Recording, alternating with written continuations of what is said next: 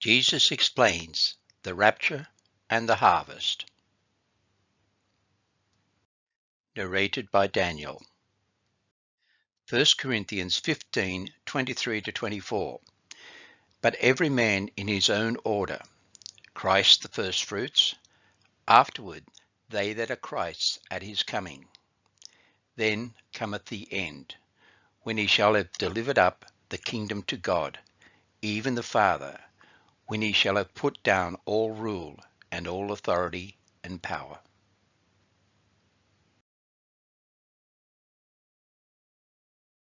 Suppose I speak to you as a gardener, would that stumble you? And what if I appeared in a form that you didn't recognize? Would that be a problem? If not, then I shall speak to you plainly. I would like to speak to you concerning the order in which the resurrection of the dead takes place. But firstly, I'd like to remind you that my word warns that many shall come in my name, saying that I am Christ, saying that I am the Lord, and shall teach complicated doctrines in my name. But they shall teach in their own wisdom, and not according to my word. Although they shall quote Scripture and twist the meaning, and thereby lead many astray. So beware that you're not being led astray from the simplicity of my word, for my truth is simple and easy to be understood. Nevertheless, some teach that different books of the Bible are written to different groups of people, and that although some books were written to other folk, they may or may not apply to you. How crazy and misleading is that? That's simply not true, for what I say to all.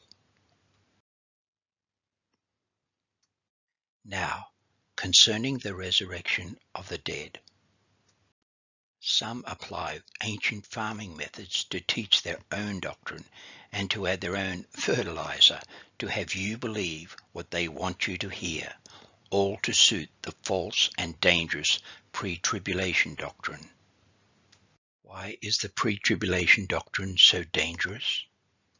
Because what many are being taught to believe concerning an imminent rapture is ill preparing the bride of Christ for what is ahead. The pre-tribulation doctrine is causing her to become weak and anemic and unprepared for what is ahead. The days of persecution and great tribulation. Today, she is being fed a formula milk which is stunting her growth, when she is in much need of the meat of the word to bring her to full stature, to where she is able to bear children and feed them from the milk of her own bosom, that the children of God may endure in faith unto the end.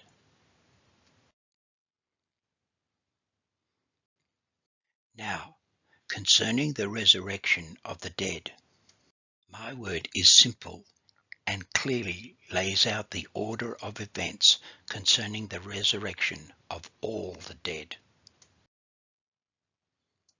Christ, the firstfruits, and those who were resurrected after my resurrection, when the graves were opened, and many of the bodies of the saints which slept arose, and came out of the graves after my resurrection, and went into the holy city, Jerusalem, and appeared to many. Afterward, those that are Christ's at his coming. My word says that I shall appear in the clouds on the last day, to resurrect and rapture all that believe in me in a one-day, one-time event known as the first resurrection. That shall happen when the sun and the moon go dark, immediately after the tribulation, and not before. There will be no resurrection, rapture, before my coming at the end of the Great Tribulation. And then comes the end.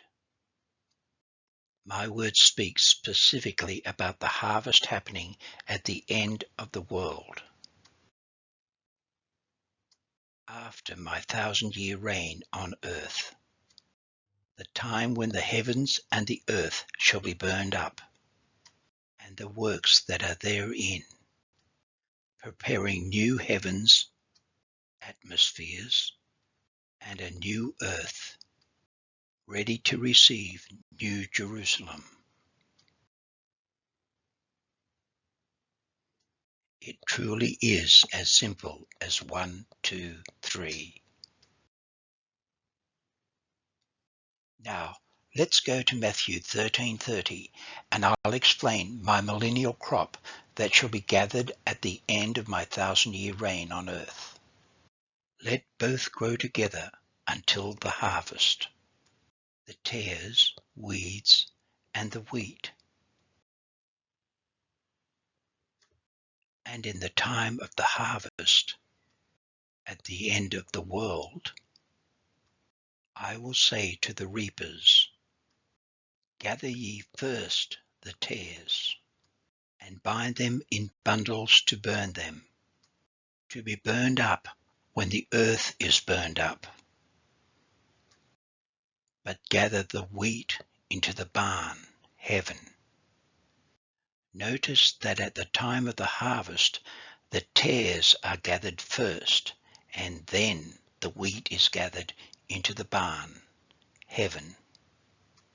But at the resurrection, rapture, the believers are first gathered into heaven, but the wicked, those who have followed the Antichrist and received his mark, are not gathered and bound like at the time of the harvest, but are simply left on earth to face the outpouring of the vials of God's wrath, and then the battle of Armageddon to follow.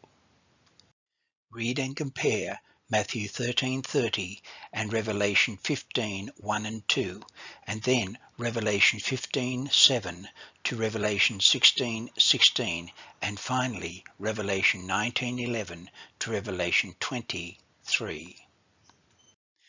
Now, concerning the scriptures that speak about the vine and the clusters of grapes, there is a time and a season and a place for everything under the sun. So let's speak about this at another time, shall we?